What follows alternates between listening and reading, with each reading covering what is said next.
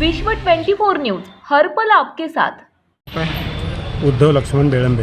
आपलं आज जर निवेदन द्यायचं कारण काय होतं? मी दिनांक 28/12/2022 रोजी माझी संचिका व माझ्या शेतातून गेलेल्या रस्ता मुरुम ते येणीगूर रस्ता काढलेल्या त्या रस्त्यावरून अडवणूक होत असल्याचे दोन्ही संदर्भात मी जिल्हाधिकारी, उपविभागीय अधिकारी, तहसीलदार या सर्वांना निवेदन देऊनसुद्धा आणि त्या निवेदनामध्ये 15 तारखेच्या आत जर मला न्याय नाही मिळाला तर 31 जानेवारीला मी आत्मदहन करणार असल्याचं जिल्हाधिकारी कार्यालयासमोर हे सांगूनसुद्धा मला कुठल्याही अधिकाऱ्यांनी सहकार्य केलं नाही ना, माझ्या विचारपूस केलं नाही, मला न्याय मिळाला नाही। जर मला माझी ही जर अवस्था असेल तर दुसऱ्या गोरगरीब किंवा अनपढ जर शेतकरी असतील तर त्यांना तर काय न्याय मिळणार आहे?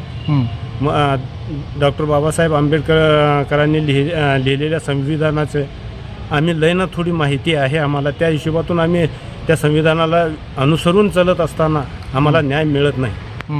जर असं असेल तर ते डॉक्टर बाबासाहेब आंबेडकर यांच्या संविधानाचं काय होणार? देशात न्याय मिळणार का नाही?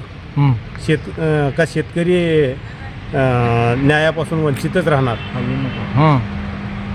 मग मला सांगा, आपलं पुढचं विचार काय? जर न्याय नाही मिळाला तर त्या अर्जामध्ये उल्लेख केलेला आहे 31 जानेवारीला जिल्हाधिकारी कार्यालयासमोर आत्मदहन करण्याचा निर्णय मी घेतलेला आहे। असा का निर्णय घेतलेला आहे आपण? मला न्याय मिळत नाही असे गोरगरीब किंवा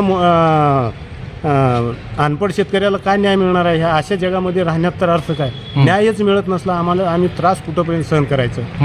त्रास होतोय म्हणूनच अधिकाऱ्यापर्यंत पोहोचतोय ना। तुमची नेमकी मागणी काय आहे?